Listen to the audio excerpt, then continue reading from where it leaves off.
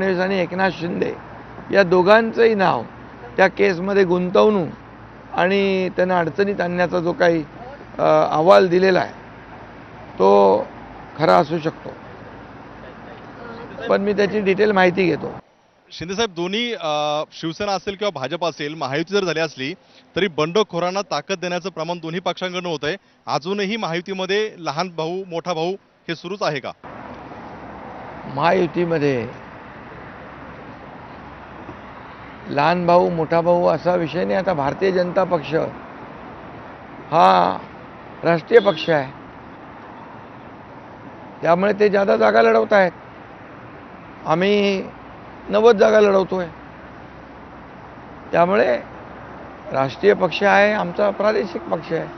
पण याच्यामध्ये छोटा कोण मोठा कोण आम्ही कधी समजलो नाही. मी जेव्हा मुख्यमंत्री होतो तेव्हा देवेंद्रजींना मी कधी उपमुख्यमंत्री म्हणून नाही समजलो. मी मुख्यमंत्री म्हणूनच त्यांच्याबरोबर वागायचो, ते मुख्यमंत्री म्हणून मी मुख्यमंत्री म्हणून. त्यामुळे आमच्यामध्ये आता काय स्थिती आहे?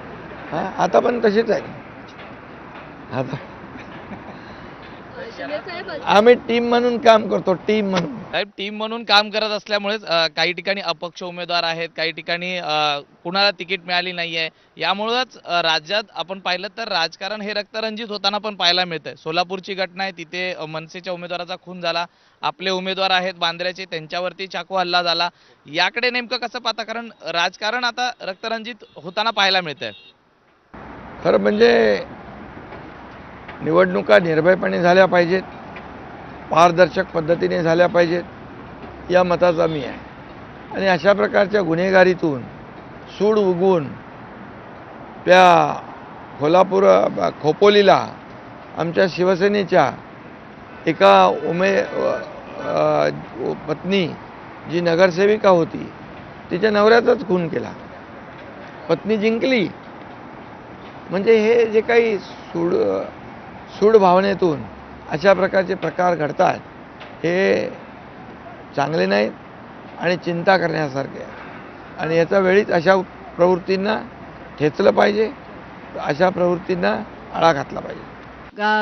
शिंदेजी, महापालिका निवडणुकीच्या निमित्ताने आम्ही अशा गोष्टी होताना बघितल्या ज्या कधी होतील की नाही याच्याबद्दल शंका वाटत होती. राज ठाकरे उद्धव ठाकरे एकत्र आले, आता 2 राष्ट्रवादी एकत्र येण्याबद्दल चर्चा सुरू आहे.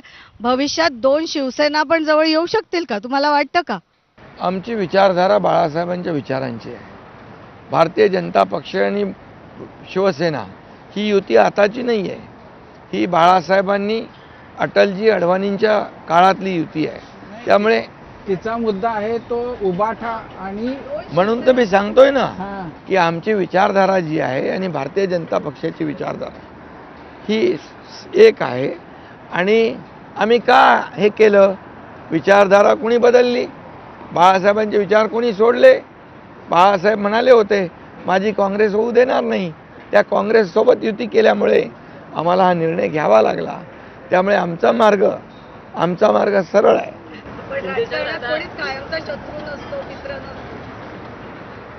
आता आमचा मित्र भाजप पक्षमित्र आहे. शिंदेसाहेब, विचारधारेचा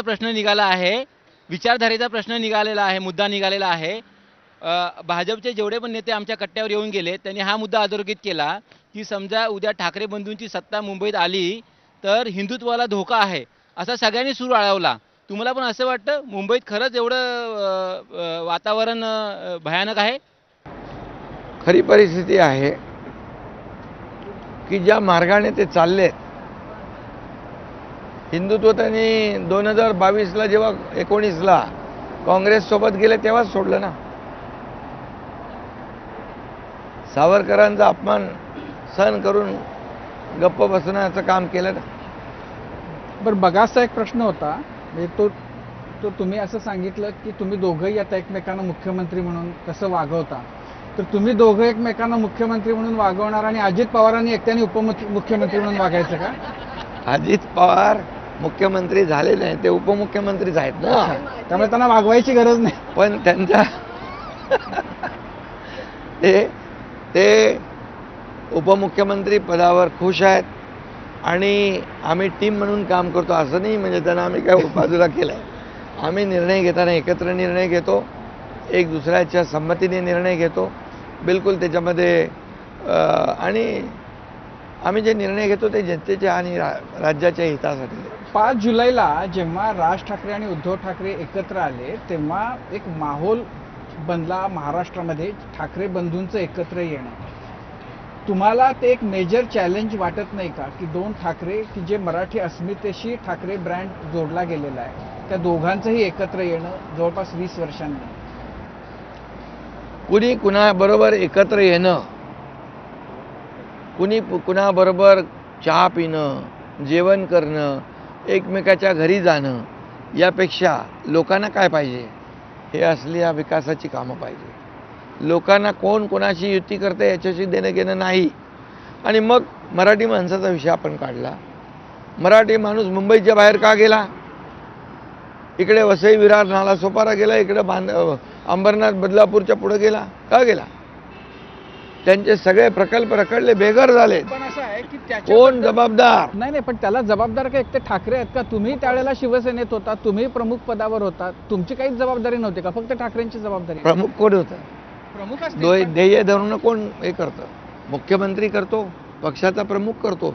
जेव्हा आम्ही मुख्यमंत्री झालो तेव्हा या मराठी माणसांसाठी घरं सुरू केली, SRA सुरू केले, BDD आली. हे बघा, BDD किती लाखात दिलं? 50 लाख करून ठेवलं होतं. एकनाथ शिंदे म्हणाले 15 लाखात द्या. केलं ना आम्ही मराठी माणसांसाठी. तुम्ही काय केलं? एक तरी गिरणी कामगाराला घर दिलं? आम्ही 12,000 लोकांना घरं दिली. 1,10,000 लोकांना आता देणार आहोत. काय केलं? सांगा. याला जबाबदार